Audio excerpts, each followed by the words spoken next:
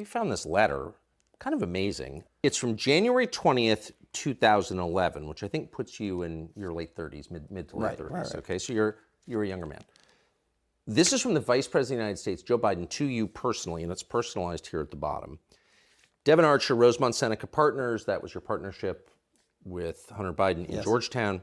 Dear Devin, I apologize for not getting a chance to talk to you at the luncheon yesterday. I was having trouble getting away from hosting President Hu Jintao, who was running China at that point. I hope I get a chance to see you again soon with Hunter. I hope you enjoyed lunch. Thanks for coming. Sincerely, Joseph R. Biden Jr. P.S. Handwritten, happy you guys are together. So there are many levels here. But here's the Vice President of the United States saying to you, a man in his mid-30s, who's not a government official, I'm sorry I was occupied with the guy who runs the world's largest country. I would much rather talk to you and thank you. What was he thanking you for? Well, first of all, it's a lovely letter, and it was... It's quite enthusiastic. It's a little weird, though, right? Yeah, well, it was kind of the beginning of our partnership, and he was thanking me and thanking Hunter, I think, at the end of the day, for bringing this idea of this government regulatory strategic advisory business into the private equity world. And I think he was excited about the prospects for Hunter, and, he was just thanking me. I think it was a nice gesture.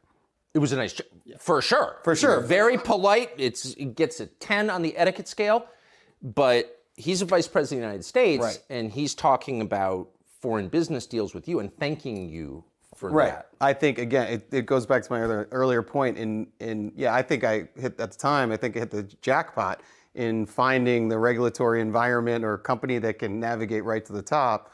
But, obviously, as time was told, being a little bit too close to the sun ends up burning you.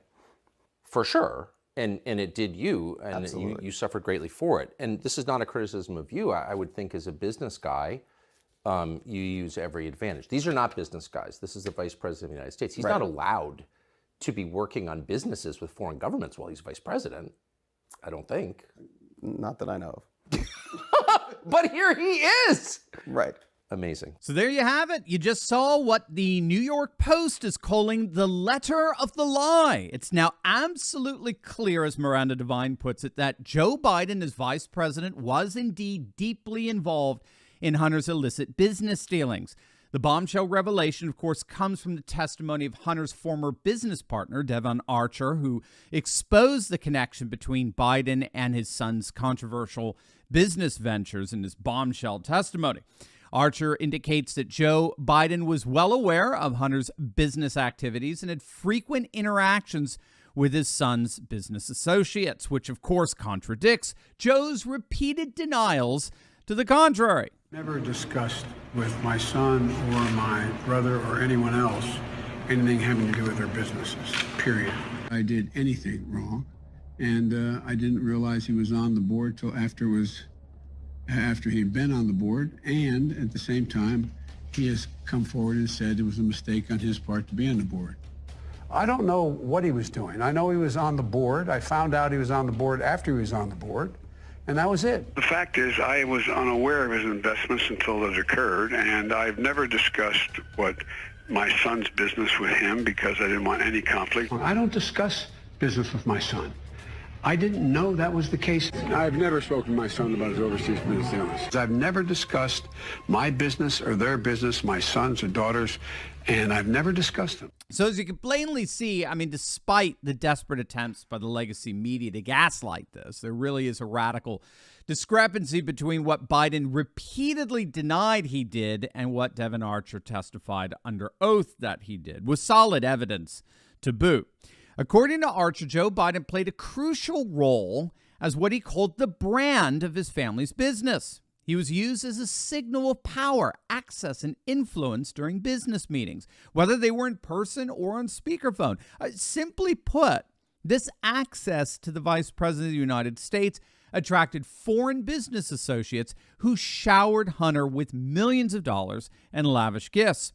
According to Archer, there were numerous instances when Joe Biden's presence and influence were used during business dealings. There were dinners at prestigious establishments in Washington, D.C., attended by Hunter's benefactors from Ukraine, Russia, and China. There were breakfasts at the vice presidential residence in D.C. There were meetings between Hunter and potential investors in China during one of Biden's official visits as vice president. And the key to all of this is that, frankly, regardless of what was actually talked about, Joe Biden's presence in all of these meetings, either in person or by phone, was a powerful signal of access to the heart of DC's power that was in turn leveraged into profits from foreign investors. And while all of that is utterly corrupt and immoral, it's how those profits translated into policy that's the real treasonous crime in all of this. But first, gang, there's another corruption that we need to deal with.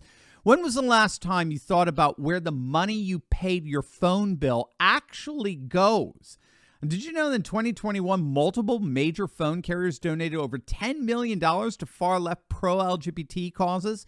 Most major carriers have almost perfect scores from the far-left Human Rights Commission, which measures these companies' commitment to promoting LGBT activism. Well, my fellow patriot, there is no need to despair. Patriot Mobile is a nationwide mobile phone service made by and for conservatives, Christian patriots with 4G and 5G coverage in the majority of the United States. There's no reason to keep giving woke mobile your hard-earned dollars. Since 2013, Patriot Mobile has been the only Christian conservative wireless provider in the United States, bringing fast nationwide coverage to conservatives, all the while supporting conservative causes. They're pro-life, they're pro-Second Amendment, they're pro-free speech, and they make sure to take care of our veterans and law enforcement. They host events, they give generously, and they've been supporting conservative causes now for over a decade. Click on that link below right now and make the switch today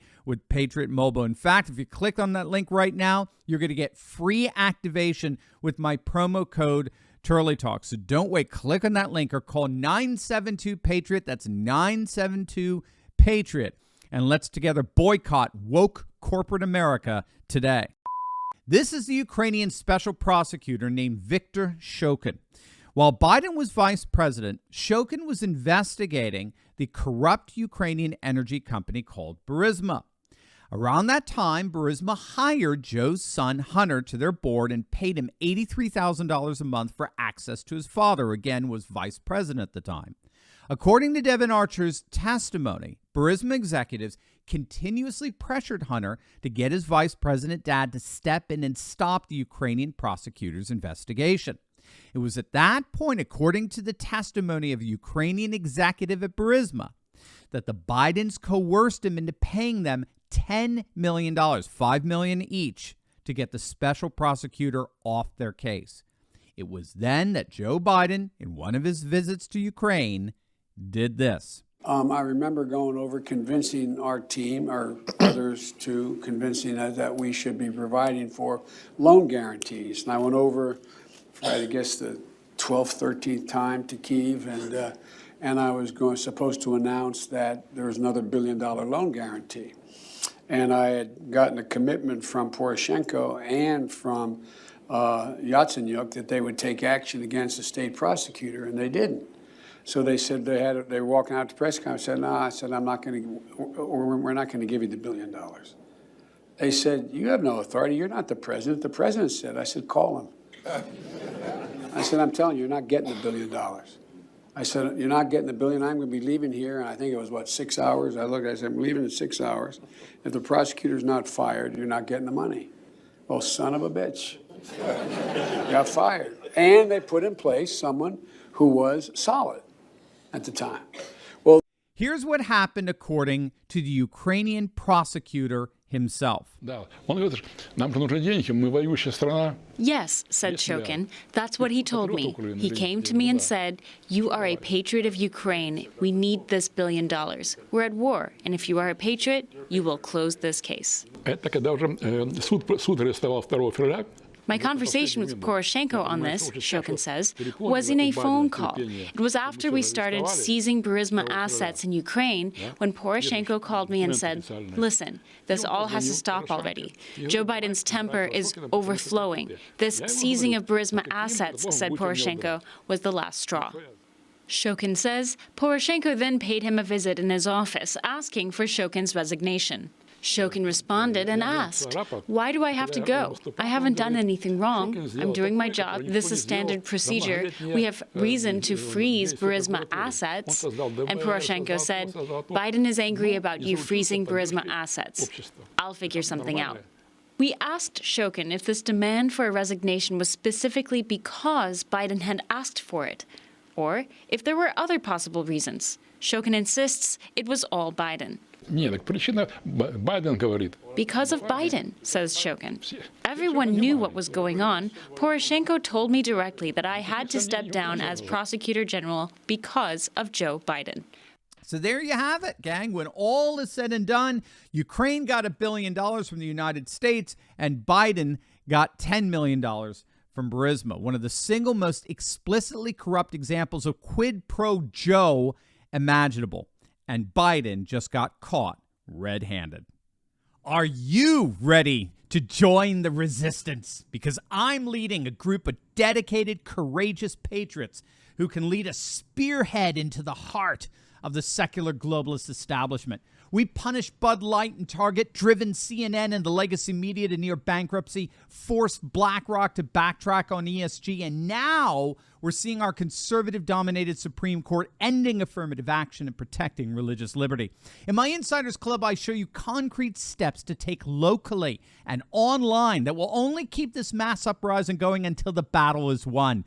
Don't wait. Click the link in my description below and join my Courageous Patriots Insiders Club today.